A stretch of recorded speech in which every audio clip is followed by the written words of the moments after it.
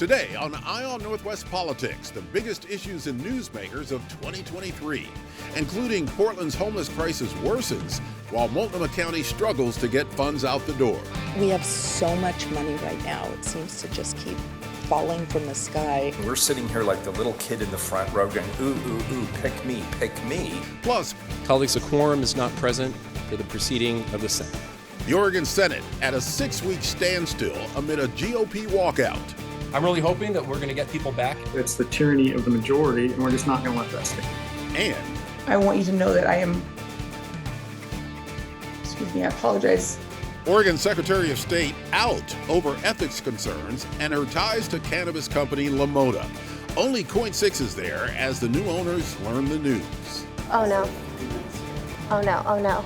Eye on Northwest Politics starts now. Welcome to Eye on Northwest Politics. 2023 was a volatile political year in Oregon. As we look back on the top 3 stories of the past year, the question is, how do we move forward and get ourselves back on track? The top political story of the year involves the state's nearly billion-dollar cannabis industry and the fallout from a major cannabis company apparently trying to buy political influence. I exercised poor judgment by contracting with a company that is owned by my political donors and is regulated by an agency that was under audit by my audits division. I am sorry for harming the trust that I and so many others have worked so hard to build. Once considered a rising star in the Democratic Party and a potential candidate for governor, Oregon Secretary of State Shemia Fagan's fall from grace was one of the most dramatic in Oregon history.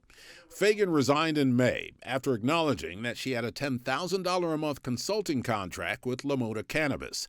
At the time, Mota was the 3rd largest cannabis retailer in Oregon. Owners Rosa Cazares and Aaron Mitchell faced millions of dollars in state and federal tax liens and had been sued by several former business partners and companies they worked with. But that didn't stop them from making large contributions to many of the state's top elected officials, including Governor Kotek, Multnomah County Chair Jessica Vega Peterson, and of course Shemia Fagan. Those elected officials, including Fagan, returned the contributions or donated them to charity once the Mota story unfolded. Our reporter Elise Haas was all over the troubles facing Mota. She happened to be interviewing the owners, Rosa Cazares and Aaron Mitchell, when the news broke that Shemia Fagan resigned. I apologize for stopping this. Yeah. I think we need to break for just a second. Oh, because I just got a push alert, and I apologize for doing this in the middle of the interview, but I feel like we're going to need to capture some reaction. Shemia Fagan has resigned. Oh no. Oh no. 3 minutes ago. Oh no, oh no. What were your thoughts when you found out during the interview that Shemia Fagan had resigned? We saw the reaction from Mota during that time. What were you thinking? So, Ken, you should have seen my face. My jaw had dropped, and I was stunned in that moment, and that was partly because of the circumstances that I had found myself in. Mota had just told me a few days prior that, by the way, Shemia Fagan works for us, and here we are now sitting in a one-on-one exclusive interview, and we're all finding out this together in real time as cameras are rolling. But then when I sat back and reflected upon it, it's commendable that she stepped down, and here's why. On Thursday when I originally asked her, about her relationship with them, she defended herself and she continued to do so on Friday. But then by Monday, you saw, she completely changed her tune. She came out to the press practically in tears and apologizing for her lapse of judgment, her ethical errors, and her mistakes that she had made, full stop. But it didn't matter, because at that point on Monday, the public perception was that we had a Secretary of State who was accepting, working for her political donors that had given her a lot of money, who are now paying her an absurd amount of money for less than part-time work, for arguably, consulting work for an industry that she is not an expert in. And then she had to recuse herself from her public duties, which we have, elected her to do. Then you have the backdrop of all of that reporting about the tax liens and litigation. And then my reporting about a property that is draining city resources and terrorizing a neighborhood. And then you have all the news outlets who are now trying to hold her accountable. And that was the straw that broke the camel's back. So it's respectable that she chose to resign. Reaction was swift across the political spectrum, with most agreeing that it was in the state's best interest for Fagan to leave her position as Secretary of State. and it escalated the discussion about Oregon campaign finance reform. I think the Shemia Fagan situation is sad for several reasons. One, I think we got to pay our public officials more money. She was making $77,000 $77,000 a year for 2 kids. I think she was in a tough situation. She took a really bad contract. She made a terrible political move. But there's no doubt in my mind that if we had political limits on our contributions, if LaMota folks could only have given her $1,000 or $2,000 instead of $45,000, she would not have entertained them. There is a corrupting influence of money in politics, and that's why we need desperately to have campaign finance reform. We're one of 5 states, Ken, that has no limits at all on how much you can give a politician. The fallout from the Shemia Fagan saga is still reverberating as we enter the new year. The FBI and the IRS have been looking into the LaMota finances, and Willamette Week recently reported that co-owner Rosa Cazares, who was the face of LaMota, has left the company.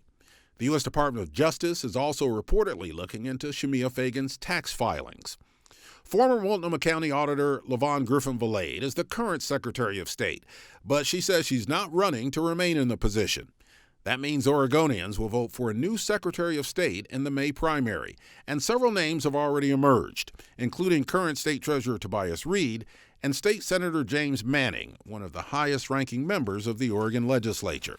Both were on this program and emphasized restoring credibility to the office of Oregon's top elections official. What I see is a need to restore confidence and accountability to the Secretary of State's office.